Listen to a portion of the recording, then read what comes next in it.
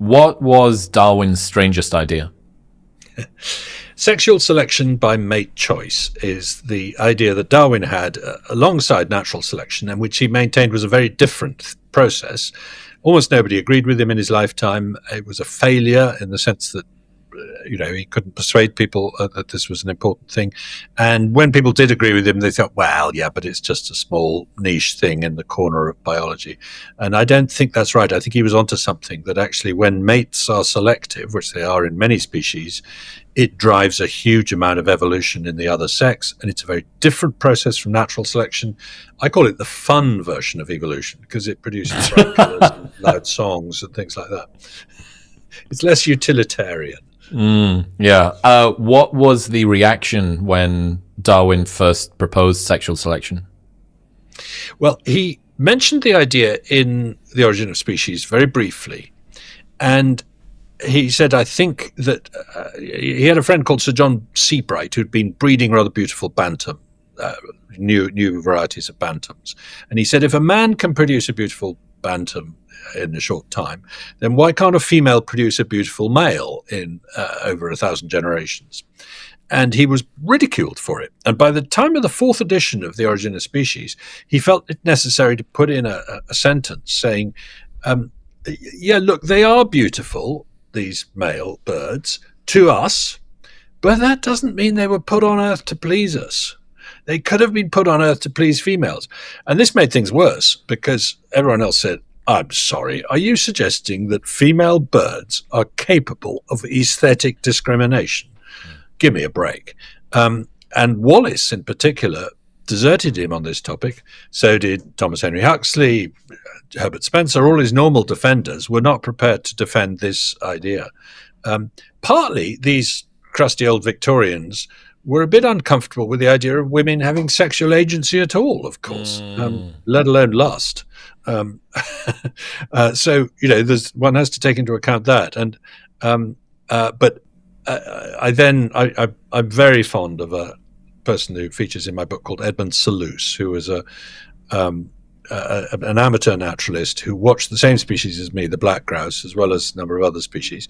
And he said, Darwin was right. The evidence speaks trumpet-tongued in his favour, which is such a nice phrase, I think, because it's clear when you watch some of these birds that the females are being very selective and are in charge of whether or not mating happens. Yeah, I can imagine that Victorian England wasn't superbly keen on the idea of flipping the gender hierarchy upside down and saying, well, maybe the males were shaped by female preferences, and that also sort of has in it a sense of almost sort of promiscuity in a way, a degree of female sexual agency, which again, Victorian England probably not superbly popular. Yeah, and we don't need to be all that smug about Victorian, because we too tend to say, well, hang on, isn't female beauty to males more important than male beauty to females in our species? And it might well be the case. I mean, that's true in some bird species, but actually in our species, both sexes are highly selective when they choose long-term partners. And so there's going to be, different criteria, but similar choosiness in both sexes. But people find it instinctively odd that women should be choosing, that females should be choosing males on the basis of appearance. What is the fundamental mystery when it comes to sexual selection? The fundamental mystery is why so many species indulge in growing and displaying features that hinder their own survival, take a lot of energy, and can be amazingly flamboyant. If you look at some of the birds of paradise that do a sort of shape-shifting display where they disappear into a sort of black hole and project a iridescent smiley face on it, it's what on earth is going on? It's such an eccentric outcome to come from evolutionary biology that it still doesn't. Where's the rhyme or reason? Is another way of putting it. And actually, I see evolutionary biologists' arguments over the last 150 years as being a series of last-ditch attempts to put rhyme or reason back into this process, and there might not be rhyme or reason. It might be just be extravagant for your own sake, because females are going to go for the most extravagant thing you can do, and I'll explain why I think that works as a technique. Yeah, I can imagine. I can see, especially in a civilization which still has the sort of conceptual inertia of intelligent design, of beauty being sort of divinely bestowed from above, that you observe these birds doing crazy dances and making themselves into smiley faces and hopping around and pecking and doing all of this stuff, and think, well, how lovely that God has made these birds do this dance for our benefit. This is beauty incarnate. I get to observe and enjoy. You go, maybe it wasn't for you. Right. And the bird that Wallace and Darwin ended up arguing about most in 1868, when their dispute over this came to a head, was a bird called the Argus pheasant, which is a sort of peacock-sized bird in the jungles of Southeast Asia, newly discovered at the time, which has enormous wings, very, very long wing feathers. And these wing feathers have a series of objects depicted on them that are clearly intended to be three-dimensional optical illusions. In other words, they look like little spheres because they've got highlights at the top and shading at the bottom. So somebody's gone to great trouble to make these things look as if they're actually three-dimensional. They're sticking out of the feather like a sort of pebble or a jewel. Genuinely, Darwin's critics, including a guy called Wood, who was doing the pictures actually for his book, said, "Look, I'm sorry, for this to be created by female birds, you've then got to posit that females have an aesthetic sense. But the idea that a bird with a brain the size of a walnut is capable of appreciating and enjoying three-dimensional optical illusions is for the birds." I mean, he didn't use that phrase, but that was the implication of what he said. So there's real, people like Sir Joshua Reynolds have been writing books about aesthetics at this stage and saying you need to have been to Oxford to really understand aesthetics. But sorry, can I go back to one thing you said, which intrigues me, and that's the idea of intelligent design, because in some ways Darwin is flirting with something that looks a bit more like intelligent design here, and it's been pointed out by Eveline Richards and others, who's a historian of this period, that his interest in natural selection almost seems to dry up after The Origin of Species. He doesn't spend a lot of time talking about it. His next books are about things like the domestication of animals. Well, that's not natural selection, that's artificial selection. And then sexual selection, which again is females driving the selective process. And Wallace, his friend and rival, reacts against this in exactly the way that you might, where he sort of says, look, I'm now more Catholic than the Pope. I really believe in this bottom-up natural selection, survival of the fittest thing, and I think bird beauty is just for some reason something that helps the species survive or the individual survive, and it's a part of natural selection. And I don't like the way Darwin is flirting with conscious beings, which female birds are, choosing what males should look like. Now, Darwin isn't going that far. He's not literally saying that females are sitting down and planning what they want peacocks to look like. But there's a little bit of, he's prepared to accept that evolution can be directed in a way that looks a little dangerous to people like Wallace. Isn't it interesting that Darwin, someone whose proposals were recently heretical to the previous dominant ideology, inside of his own new ideology becomes a heretic? You know what I mean?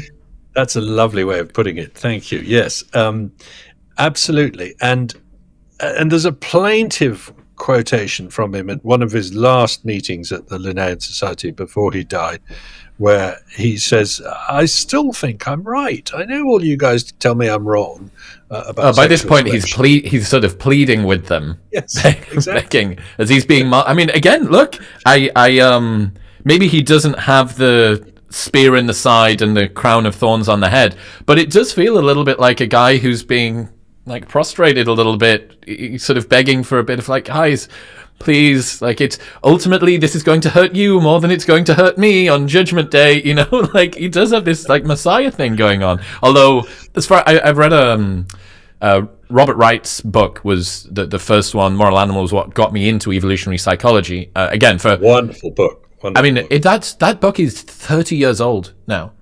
More than 30 years old. It's like 92 or something it came out. And for anyone that wants a good kind of half biographical look at Darwin's life with framing of evolutionary psychology, there's some stuff in there that's a little outdated. Obviously, it's 3 decades of a relatively new field, so some stuff's moved on. But it's so great. But in that, Darwin seemed to be pretty sort of racked by self-doubt, uncertainty. He had a little bit of a disposition toward low moods sometimes, and I imagine he doesn't get mad, he gets sad, and he doesn't have the big sort of fuck you energy that a renegade, rebellious, anarchist thinker would have. So I think he's actually kind of an unlikely individual to go so hard against the dominant sort of mainstream hegemon that was whatever came before him. And I do wonder what would have happened, how much further his work could have got if he didn't have to get over not only himself, but then the additional pressure of everybody else saying he was wrong, and then his own self-doubt being reinforced by what people were saying from outside of him. It must have been really tough for him to navigate, because he didn't have, I think I'm right in saying this, by the time that he died, he still didn't have a fully perfect explanation of the peacock's tail. It was this sort of, it's kind of there, and I think I've got this inclination, but I don't have something that's concrete. And then if all of your peers are saying, yeah, mate, you hit the lottery once with that thing, but you don't get to run it. You can't wheel it up and run it back another time. It just isn't going to work. Yeah, that's all true. I mean, he is a cautious, conservative establishment figure. He's wealthy and mixes in upper middle class circles, and he's not a boat rocker in the sense. I mean, Wallace is a socialist and a feminist and all sorts of, and a man of humble background and things like that. So in that sense, Darwin is an unlikely revolutionary. But in another sense, I don't think you're right to say that the self-doubt held him back. Once he'd committed to writing The Origin of Species, which took a big leap and took 20 years of angst, as you say, before he did. Once he did, he very rarely gave an inch. Well, no, that's not true. He compromised. Actually, the later editions of The Origin of Species are much less convincing than the early ones, because he is trying to compromise with his critics. And he's obviously, feeling the pain of some of the criticisms. But he then plows on, finding all these stories about animals and plants and details that can buttress his ideas, and there's no sense in which he sort of wants a quiet life. Well, he does. He doesn't want to get involved in the controversies himself, but he wants to keep pushing the ideas out there. So he's a magnificent person. But Robert Wright was the one who pointed out, and I'd never thought this before until I read Robert's point on it, that the way in which Wallace's letter from Papua New Guinea, or from New Guinea, was handled was quite cunning on Darwin's part, and that quite selfish, actually.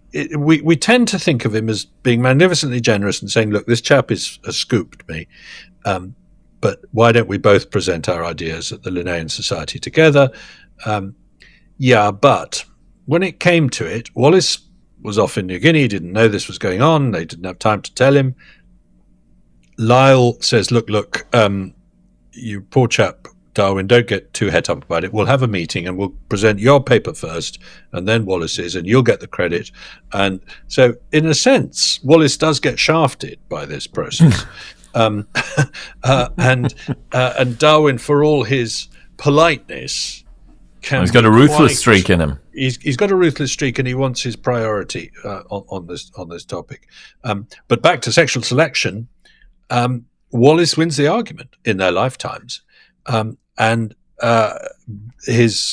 continues to, really, in many ways up till today. Actually, the versions of Wallace's theory are still pretty popular. We can come back to the details of that if you like. And some of the things Darwin says in his dispute with Wallace are quite stupid, actually. For example, Wallace said, look, female birds are mottled brown because they want protection on the nest. They don't use the word camouflage because it hasn't been coined yet, but that's what they mean. And the reason I know that is because female birds that breed in holes are often quite brightly coloured, things like parrots or kingfishers or woodpeckers. Darwin says, no. I don't believe that females are camouflaged. And you think, why not? And it's because he's desperate not to give an inch on the idea that that sexual selection is driving bird colour. Why are birds so useful to use for this study? What is it about birds? Why is it not dogs? Why is it not cows? Why are we not using sheep for this study? Birds are a bit more like us than many mammals. They like song, they like colour, they like visual things. We've got pretty good colour vision for mammals. Most mammals have only got 2 colour channels. We've got 3, as have other primates. So we see a much more colourful world, rather like the world the birds see, not nearly as colourful as they see. They've got at least 4 channels. They've got ultraviolet vision and all sorts of things. So to some extent, we can sort of empathise with birds. But in terms of the study of sexual selection, birds really do stand out because there has been an explosion of dramatic shapes, crests, plumes, colours, displays, dances and songs in the birds that dwarfs other species. So if you just take song, for example, I was out this morning when the sun came up, and the bird song was fantastic. It's springtime. There was no mammal noise at all. Maybe I heard a sheep at some point. Maybe a dog barked in the distance, but that was it. If we didn't have birds, think how silent it would be. And song is quite a useful thing to study, actually, if you want to understand what's going on here. And so without birds, well, also, bird watching gets a lot of human beings into natural history and then into biological sciences.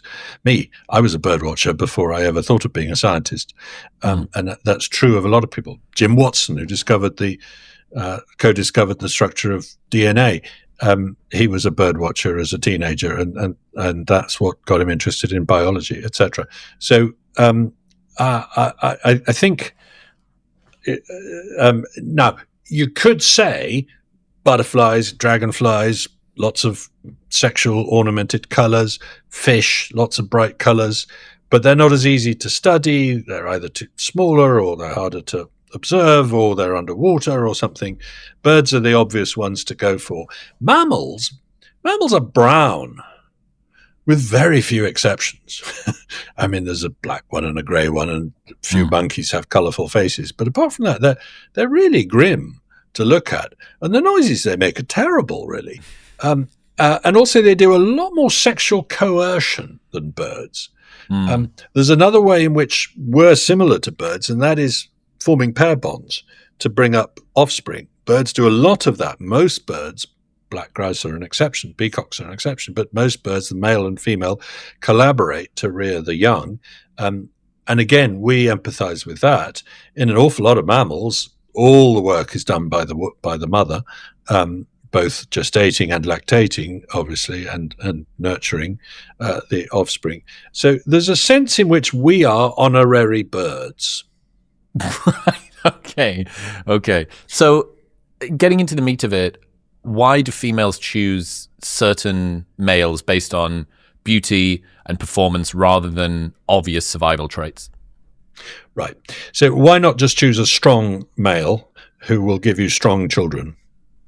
And the answer is that you've got there's a seduction going on. It's a charm. It's a persuasion. It's not a coercion. That's the first point. The second point is, yes, but why let yourself be charmed by a flamboyant tail or bright colours or whatever? And the argument that Wallace raised, and that has reverberated since through the topic, is that it's a proxy for fitness of some kind. It's telling you, if you can grow that peacock's tail and keep it in good nick and display it frequently, then you must be quite healthy. You must have good disease resistance genes or something like that. And that's the kind of version of sexual selection we always hear from natural history programs, and that is generally pursued by most biologists. And it's probably not wrong, but there's another thing going on that is, I think, usually more important, particularly when you get these exaggerated, flamboyant plumages. And that is the idea that Ronald Fisher first thought of in 1930 and was later mathematically proved by Russell Landy and Mark Kirkpatrick in 1980. And that is that the fitness the females are after may not be just whether their offspring survive, but whether their offspring seduce. The thing that really matters to them may be having offspring that can persuade members of the opposite sex to mate, particularly male offspring, and that it's no use choosing a ugly male partner that is particularly strong and disease resistant so that you can have strong and disease resistant sons if those sons can't persuade other females to mate with them because they haven't got flamboyant tails. Otherwise known as the sexy son hypothesis. The sexy son hypothesis. And that's a sort of runaway effect. Seduction of the hottest versus survival of the fittest is another way I put it. I didn't think of that till after I'd finished the book. But what a shame. That was good. That's good. Okay, so we have this sort of Fisherian runaway selection thing going on, that traits that are sexually attractive are selected. Over time, that causes sons to become sexier, but eventually you end up with a risk and a trade-off for the males. Even before we get onto risks and trade-offs, why is it that there is such a thing as sexiness that isn't just utility of survivalness? Why is it not that maximized survivalness is sexiness? Why is there this other pathway, this other attribute? Right. Well, the answer to that, I think, the clue to it, and I can't prove this, and this is the problem with this version of sexual selection. There is very hard to devise experiments that prove it. I will mention one in a minute, but the answer, I think, is that the smallest bias in the females in a random direction will get exaggerated. And it doesn't really matter which direction it's in, it will run away. You can't stop it. So, and so the clue is the fact that you get such extraordinary diversity of sexually selected ornaments in birds and other animals. In other words, there is no pattern, there's no general practice that they tend to have eyes. It's not always the biggest tails. It's not always the brightest front. It's not always the tails. It's not always the wings. It's not always the crest. It's not always the breast. It's not always the back. It's not always red. It's not always yellow. Do you see what I mean? And once you start looking at the extraordinary diversity of ways in which sexual selection has gone mad in the birds of paradise, in the pheasants, in the manakins, in species like that. Why do puffins have red and blue stripes on their beak? That's a sort of completely different way of doing things. There's a bird called the tragopan, which pops out from behind a log when he's trying to seduce a female and lowers from his throat an electric blue apron with red patterns on it. I've seen that. Skin. Why? So it's the very arbitrary nature of the features that I think argues for this process. Now, you can still say, yeah, but why would it matter? And of course, probably what's going on is that, to start with, being a bit brighter than another male does mean your immune system's in better order, or you haven't been infected with malaria or something like that. So the probably, at the end of the book, I say, hang on, we're constantly trying to choose between these two theories, fitness and hotness, if you like, and we shouldn't have to. They're obviously both going to end up assisting each other. Well, if you assume that the reason that you have fitness is to survive in order to be able to reproduce, and hotness allows you to reproduce more quickly, they end up netting out at the same outcome, even if they sort of get there in different paths. Yes, but it might be worth mentioning that what I think is the best experiment I describe in my book, it doesn't feature birds, unfortunately. It features a small insect, and it was done by Andrew Balmford and one of his students on a sort of Brazilian fly. And what he did was he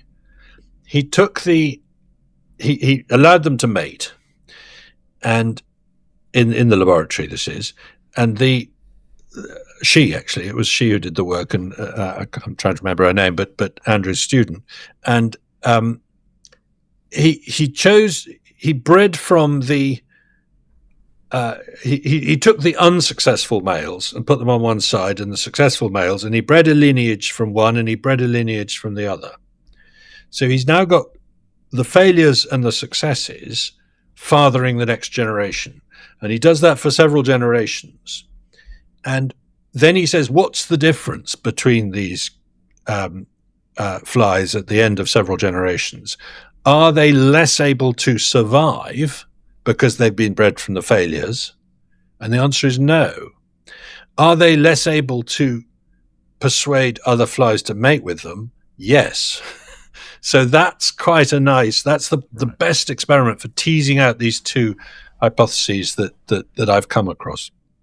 That's really cool to understand that there is one dial for fitness and one dial for hotness, and they're maybe interrelated upstream. Before them, there is something that causes them both to happen, and maybe they do, on average, tend to happen sort of synchronously, that fitter tend to be hotter. I would also imagine that that's the case, but that they are distinct and they are interpreted in different ways. So that's cool. So just to kind of round out the Fisherian runaway thing, any minor advantage in terms of sexual selection sort of trait display that a male has, if it's even, 51-49, over time, that will be selected for sufficiently that it continues to get more, and it continues to get brighter, and it continues to get more elaborate.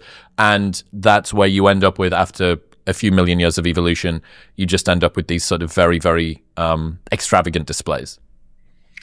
Yes, although if the runaway process is as accelerating as Fisher thought, then it might not be a million years. It might be one of these things that happens really very quickly in a few thousand years.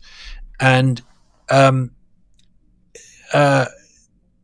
peacock might have gone from having a short tail to having a huge tail in the sort of blink of an evolutionary eye.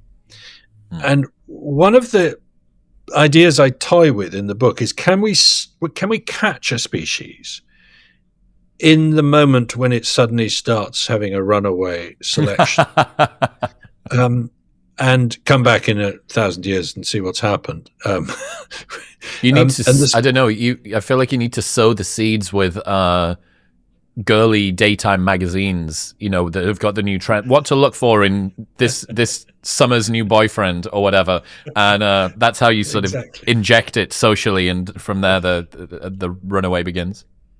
Well, this is why I went to and sat for 2 nights running on top of a mountain in Norway, not allowed out of my little canvas blind from 8 p.m. to 8 a.m., watching a bird that displays at midnight, through the middle of the night, called the great snipe. Of course, it's not dark in Norway at that time of the year. And the great snipe looks like any other snipe. There are 17 species of snipe on the planet, and they are all sort of really well camouflaged in marsh vegetation, including this one. Doesn't look much different. But this one does this lekking. Males gather together and competitively display. And at the height of its display, it flashes the white feathers in its tail. And it's like turning on a light. It's very bright little flash, very brief. But the tail feathers are not very exaggerated, and they're not much whiter in the male than the female, a little bit. And if you Tipex some of the males' tails, so they're young people don't know what Tipex is, but if you put white paint on some of the males' tails, you can improve their mating success, according to some Scandinavian biologists who are very ingenious. Oh, it's like a Snipe esthetician giving them some beautification augmenting. So it's a boob job. It's a boob job for Snipe. Exactly. And so, but my point is, male snipe and female snipe look almost identical. In fact, you can't really tell the difference, and the tail is a bit different, but you can't see it very well most of the time. So maybe this is a species that's only just started having highly skewed sexual mating success, so that one male gets to mate with 10 females, which is roughly what happens, and that it hasn't had time for the tail to get huge and white and dramatic, and that might be about to happen. The conventional explanation for the great snipe is that because it's often displaying in very poor light, there's no point in being brightly coloured, and a lot of the display involves making clicking noises, and maybe it's an auditory lek rather than a visual lek. But other birds make noises on the lek too. So I kind of like my idea best, that this is a species that's only just begun to lek. And there's another bird called the buff-breasted sandpiper, which sort of leks, but sort of doesn't. And I'd like to watch that species for 1,000 years and see what happens.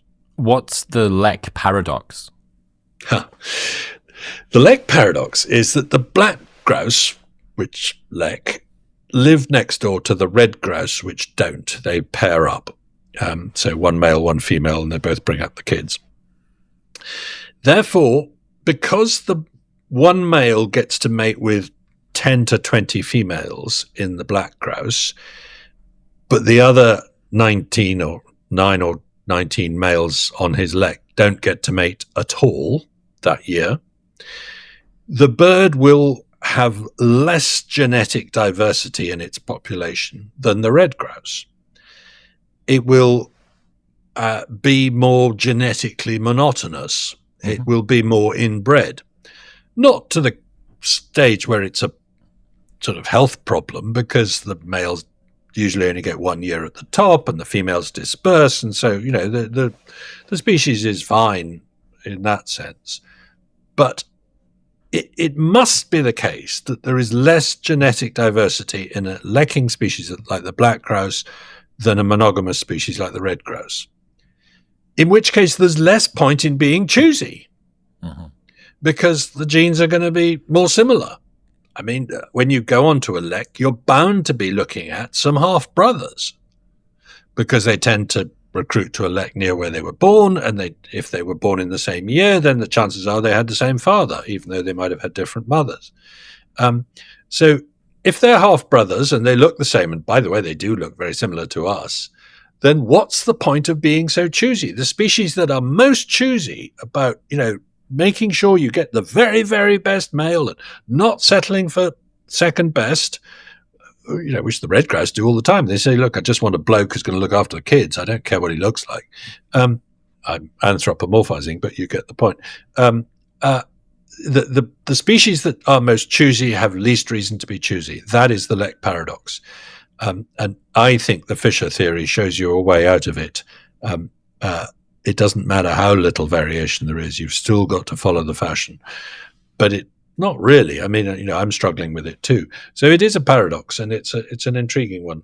Right. So birds that have these speed dating, which is bird speed dating, is what sort of the lekking is in a way. Yeah, but speed dating where they all end up mating with the same male, remember? Yeah. Okay, good. That doesn't happen to you and me. Non-monogamous speed dating for birds. In those situations, you have a lot of the reproductive rewards accruing to a few at the top. Yeah. You also have to assume that would mean the more sexually selective the women are being, the more that they're skewing toward that single male or small number of males at the top, there's going to be less of a chance of survival for that next generation that comes along, just due to some of the inevitable reduced genetic diversity. So you think, okay, these two things kind of do come into conflict a little bit with each other. The hotness and the fitness can actually start to, it feels like they could fight against each other. Yes. Well, the conspicuous plumage, for a start, is a threat to survival. The dancing and fighting that you do for months on end is a threat to your survival. So, yeah, males are putting themselves at risk to present themselves.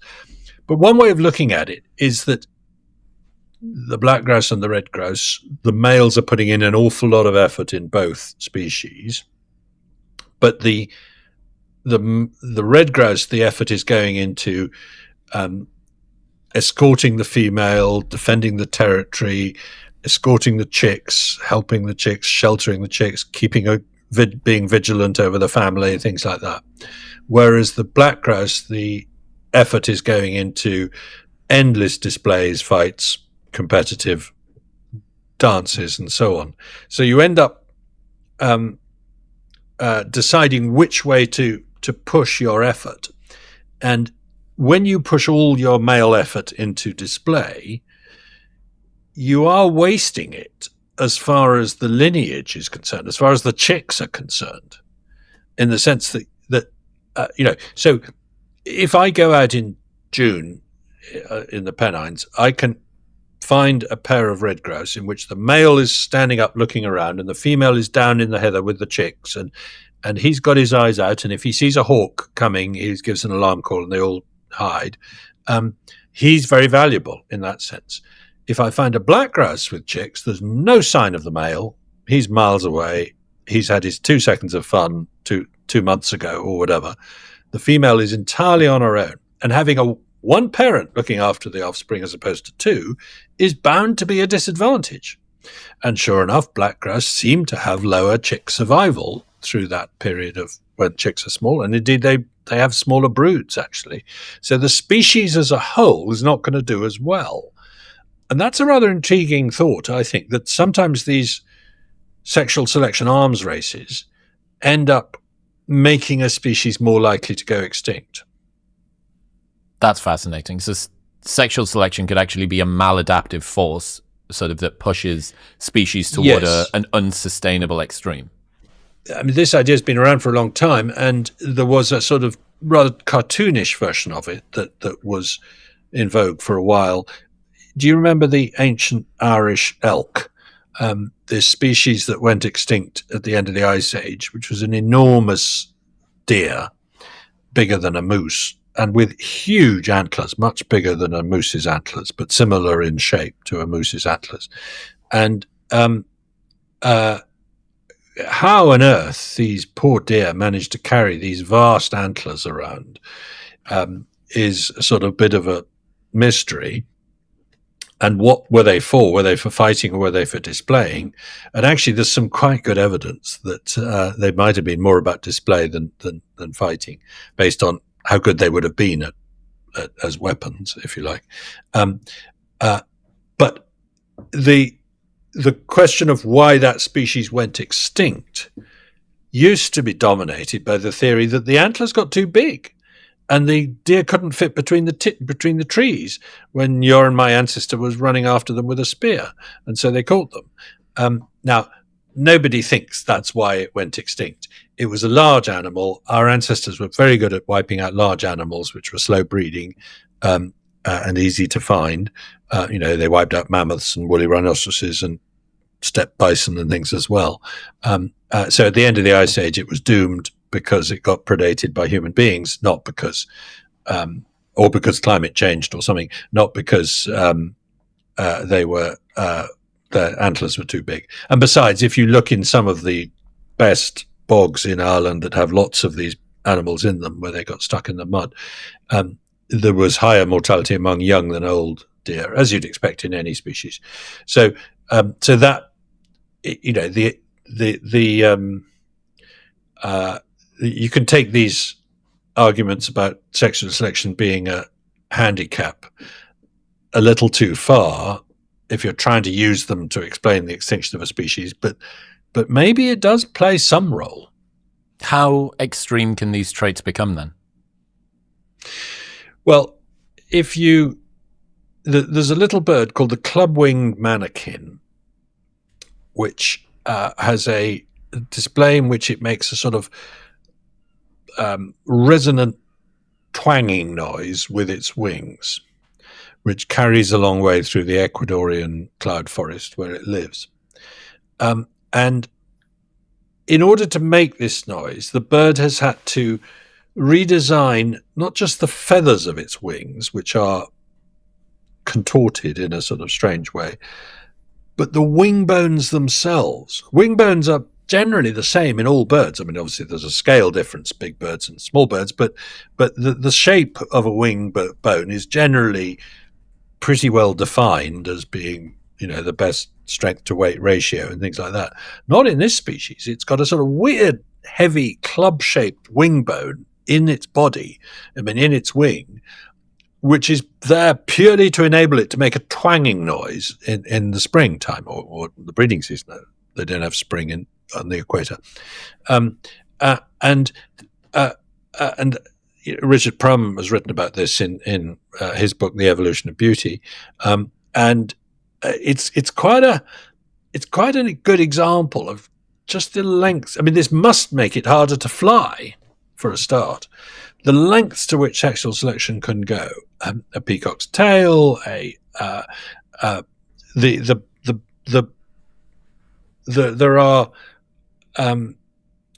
bird called the Bulwer's pheasant, which lives in Borneo, where the male, when he displays, disappears into an enormous sort of white disc, which actually comes from his tail, and his head is then hidden by fleshy, inflated blue tubes that stretch before and after the head. So he looks like a sort of plate with a blue knife on it. That's not a very good description, but do you see what I mean? And you know, you get to think, poor creature, you know, what have the females done to this species to make it to submit it to these ordeals?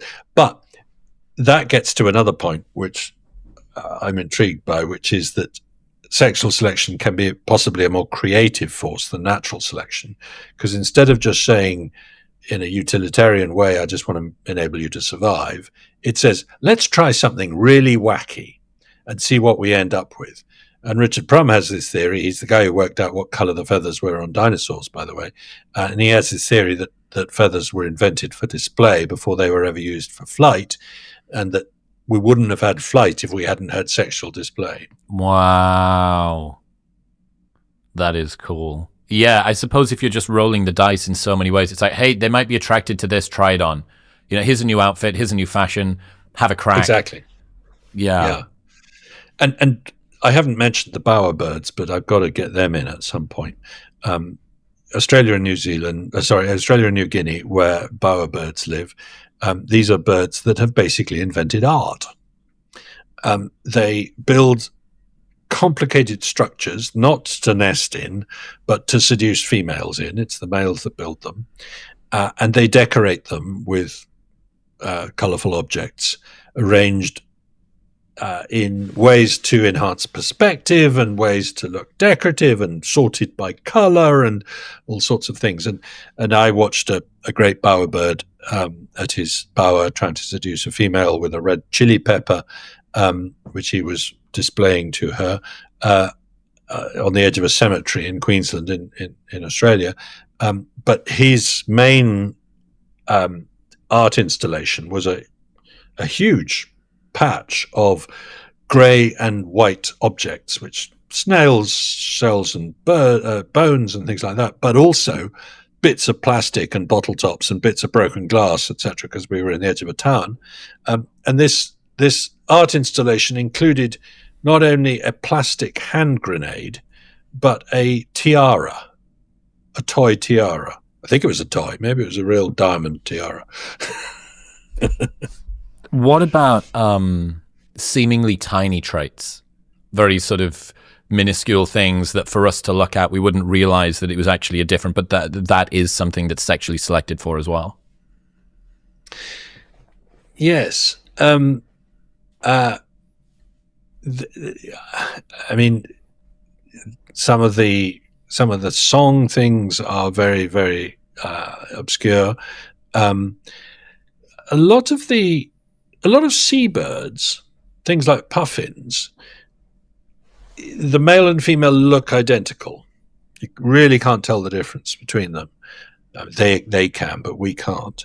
And they're both brightly coloured. So there's a bird called the crested auklet, which is a cousin of the puffin, which lives in the Pacific Ocean. And there was a very neat experiment done on that in the 1990s, where they said they grow just a tiny little black sort of forward-pointing crest on the top of the head, and their beak gets much redder in the breeding season. So they took some birds, caught some birds, and they lengthened the top knot on the head or shortened it, and then measured how long it took for that bird to acquire a mate. And by lengthening the top knot, you shorten the time that the bird takes to acquire a mate. The bird is more attractive. And that was true for both sexes. So that's rather intriguing. That proved what we had suspected for a long time, that you can get mutual sexual selection. You can get choosiness in both sexes in some species for the same criterion. And then there's a bird in New Zealand called the paradise shelduck, where the male and female are both smart, but they look very different. The male has a black head and a grey patterned body and white wings. The female has an orange body and a white head. They're both striking birds, but they look quite different. Now, clearly, the females are saying, I want the male with the blackest head, and the males are saying, I want the female with the whitest head. Well, does that ring a bell? Do human beings have mutual sexual selection? Yes, we're both very choosy when we pick long-term partners. But we don't have the same criteria, do we? Male beauty and female beauty are different things, both on the outside of the body and possibly on the inside of the brain. Okay, so could sexual selection have shaped the human mind? We've talked a lot about birds so far. Let's bring it a little bit closer to home for what it could have done to us. Yeah, my book isn't about one ugly African ape, but inevitably, one feels obliged to put a chapter in at the end Lip service about this. And I'm absolutely sure that sexual selection is going on in our species. I'm also pretty sure it's mutual and not like the black grouse in which it's female selectivity that's driving male appearance.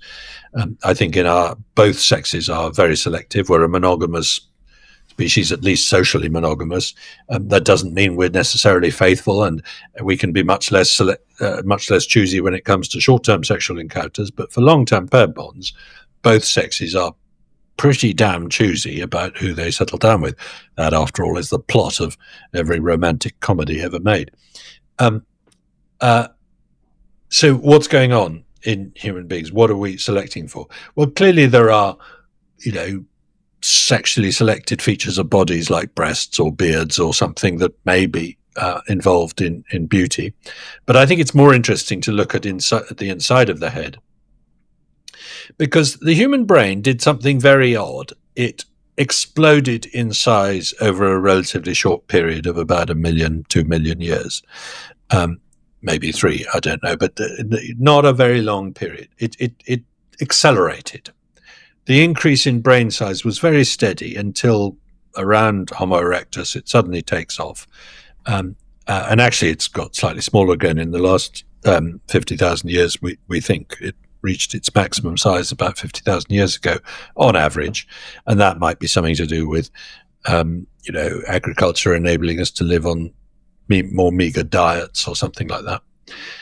But it was very costly. I mean, the human brain is a huge user of energy.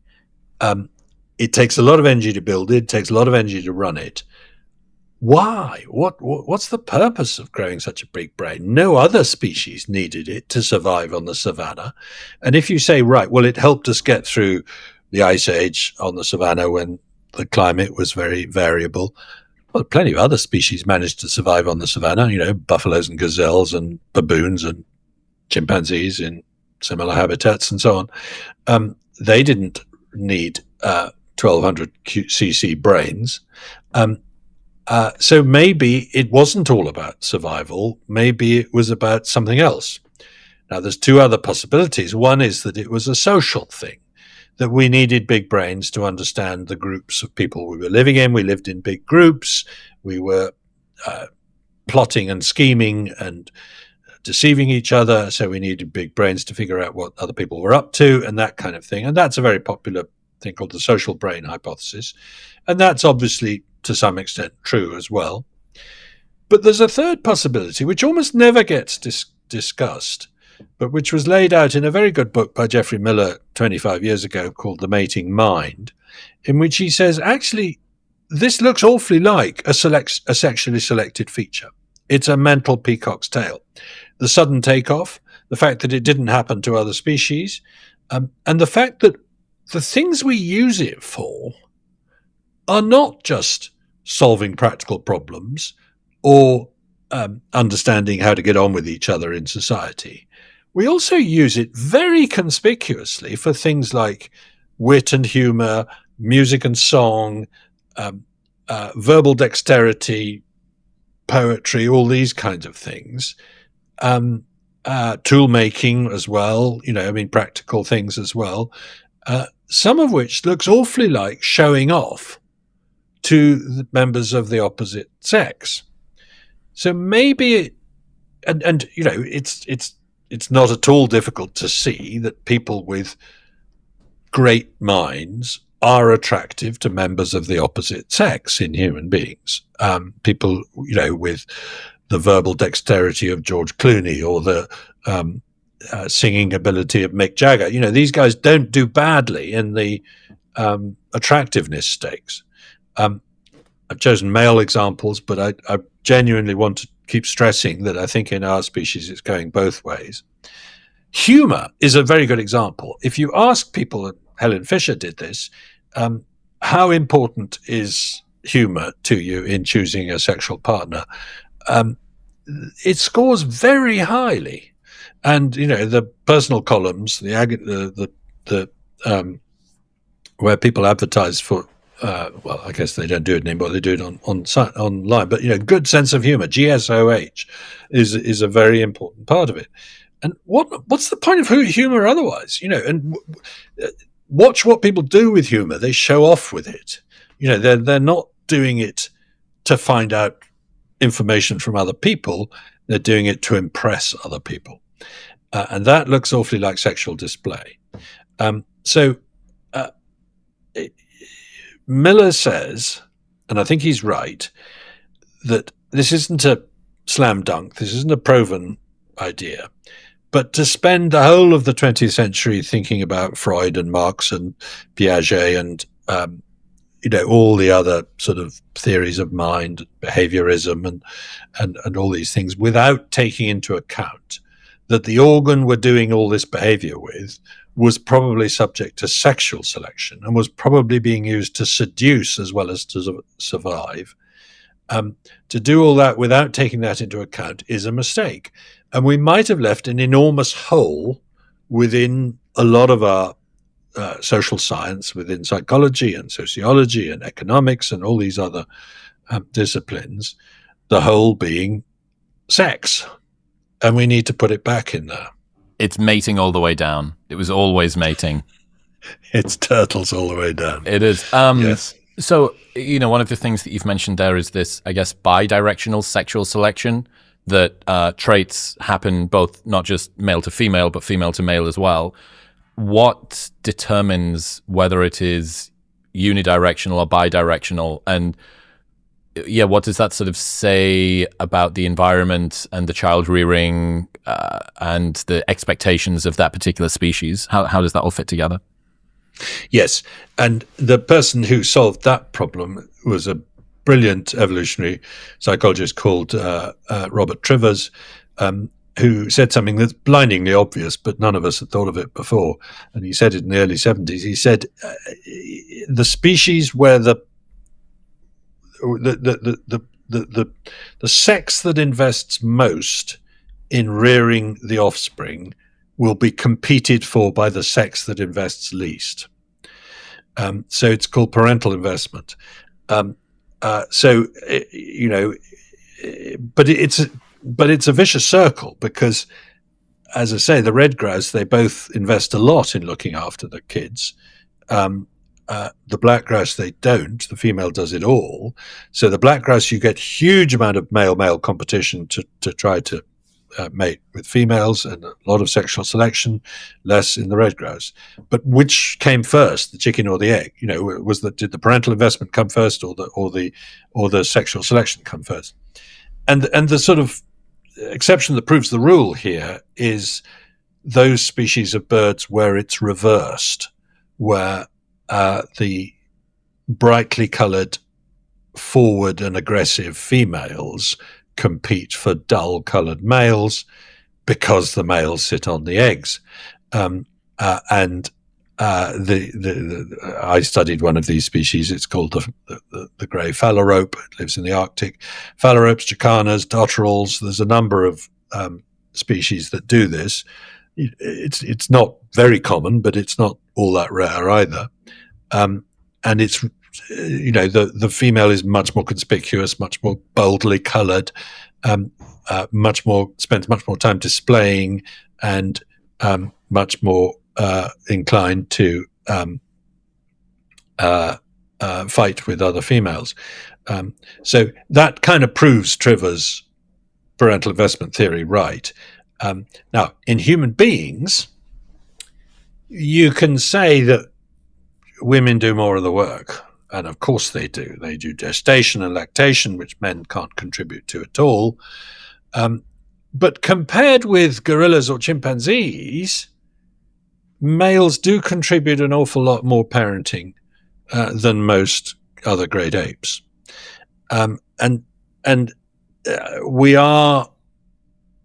We have less sexual dimorphism than most other great apes. I mean, a male gorilla weighs twice as much, if not more, 3 times as much as a female gorilla. And he has a harem of 6 or 7 females. In chimpanzees, they have a multi-male system where each female mates with lots of males, partly to frustrate the tendency of males to commit infanticide, which they do in a lot of mammals to bring females back into fertility, probably in human beings too. Look at the number of stepchildren that get killed compared with biological children. The murder rate is much higher there. The Cinderella effect, as it's known. The Cinderella effect, exactly. It's unfortunate that there's only 4 great apes: orangutans, chimpanzees, gorillas, and us. Plus the gibbons are similar species. Because if there were 30 or 40 species of apes, then we could really do some good comparative analysis and see how we ended up with the mating system that we did. But I would argue that the need for fathers to be involved in provisioning and protecting offspring as well as mothers has been a feature of hunter-gatherer life for a very long time, and it has made us into a species in which females are going to be pretty choosy about males, as well as males being pretty choosy about females. Are there any parallels between bird mating behaviors or whatever and human romantic displays or social structures? Well, it's hard not to watch some of these bird displays and not draw parallels with nightclubs and other things. There's a strutting that both species do, I suppose. But I think that's mostly anthropomorphism. We human beings. I think song is actually the most intriguing one, because there's no other mammal that is as interested in singing as we are, with the possible exception of gibbons and one maybe howler monkeys. But song and language are very unique and remarkable human features, and they feature heavily in seduction and display. That's true of many birds as well. And the complexity of song in birds is truly extraordinary. The number of different phrases and different motifs. Oh, sorry, I've left out whales, haven't I? Whales really sing as much as we do, so they're another example. But I think when you try and teach a chimpanzee to speak, it's really tough, and you can get up to a few hundred words. You can't get grammar, you can't get syntax really to speak of. Same for a gorilla. When you try and teach a parrot to speak, and this has been done, there was a famous African parrot called Alex who had an enormous vocabulary and really seemed to understand grammar in a way that most other animals can't. The word order or whatever matters, in terms of what it means. In that sense, there are similarities between us and birds. Okay. Another similarity question, I guess. Do birds and humans have a innate appreciation for beauty? Is the drive for aesthetic pleasure some evolutionary force? There's a rather good quote from Darwin on this, which I'm rather fond of, which is, birds appear to be the most aesthetic of all animals, excepting, of course, man, and they have nearly the same taste for the beautiful as we have. And, he's really flirting with a dangerous idea there, that there's something uncannily similar about us and birds here, because there's no reason why. It's convergent evolution if we and birds have this similar taste for the beautiful. And one of the things that I've been thinking about is it's unlikely to have been inherited from a common ancestor, this taste for the beautiful, because our common ancestor with birds, we now know, lived about 400 million years ago. That's an awfully long time ago. And we know what that common ancestor looked like, roughly. It was a lumbering reptile that lived in a swamp. It gave rise to both the dinosaurs, which gave rise to the birds, and to the so-called mammal-like reptiles, which gave rise to the mammals. So we're not close cousins, descended from a creature that had a sense of the beautiful. Probably. Maybe we are, but it doesn't seem likely.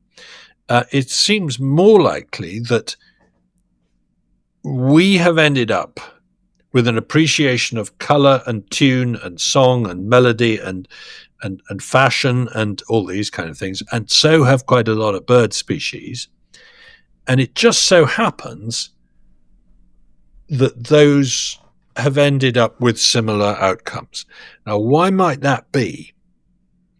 Well, notice that on the whole, sexual selection goes for pure colours, not browns and greys. So it goes for limited number of wavelengths, limited number of frequencies, pure hues. Not, if you've got every hue you can think of, then you end up looking brown. And it's the same with song. If you just want to make a noise, a click or a roar or something, it's got every sort of frequency in it. But if you go for just specific frequencies, you get a whistle or a tone or a tune, and that's of course much harder to do. I mean, you can make a boring noise by dropping a rock, or you can paint something brown just by mixing lots of materials together. But to actually create something that has a pure color or a pure sound is much more improbable, much more unlikely, much more conspicuous, much rarer. And that's why we find it, that's why we use it in our sexual displays, and that's why birds use it in their sexual displays. And so there's a sort of almost a thermodynamic idea at the root of this. But as you can see, I'm beginning to wave my hands a bit, and I haven't thought this one through properly. I like it. I mean, definitely the refined nature of it not being everything suggests that you're purposefully doing this one thing. If you're brown, this you didn't mean to be brown, you just are brown. Yes. But if you're such a pure color, if you're such a pure note or tone or sound or whatever, that suggests that there's been some thought put into it, some pressure selected for it. Yes, there's a sort of watchmaker aspect to it. What do you think? So, taking a broader picture here, lots of past failures in evolutionary theory, trying to work out why things were the way that they were. What do you think we should learn about biases in interpreting our nature, what we should consider, where things come from, given the replete history of us putting both of our feet in our mouths and getting stuff wrong all the time? Well, for me, the history of science always teaches the importance of humility.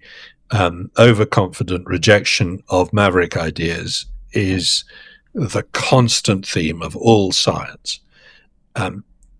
But that doesn't mean that every maverick who comes along waving a new theory is Galileo.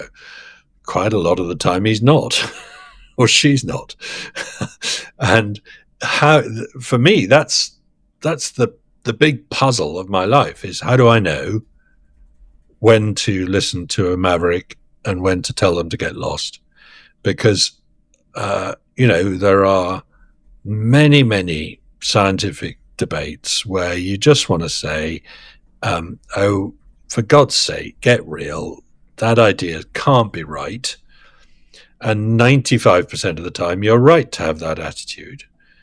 But 5% of the time, you're being like Catholics and being dogmatic and telling a perfectly sensible chap to get lost when you shouldn't. And this was true of Darwin generally, isn't it? He was a maverick and a heretic, and he had to work really hard to get taken seriously. And evolution was rejected and still is by many people. And it's true of his sexual selection idea, where he was rejected as a nutcase in his lifetime, and for quite a long time afterwards, and wrongly so. But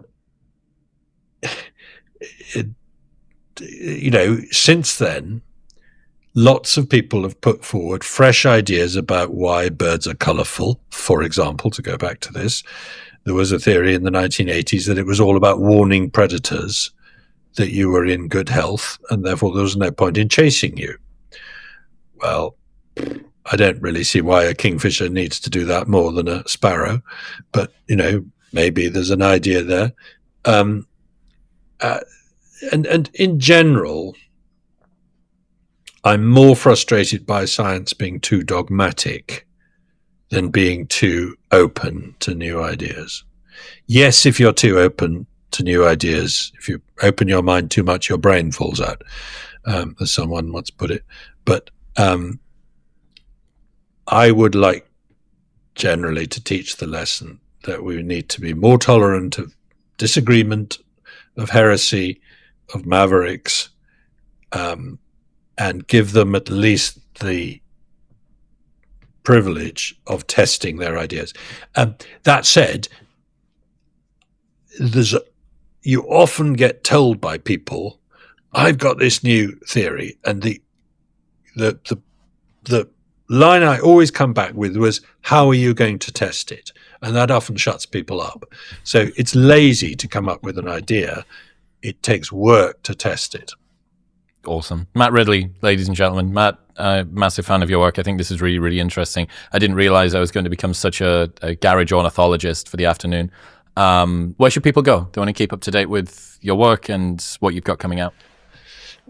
Well, I have a website which I mostly keep up to date. It's called mattridley.co.uk. I am just about to get on Substack, I think, too. I can churn my stuff out there. And I'm on Twitter. I'm not very active on Facebook and LinkedIn, but I try and be. And I write books and journalism as well. And the book is called, I should say, Bird, Sex and Beauty. What's the subtitle? The implications of Charles Darwin's strangest idea.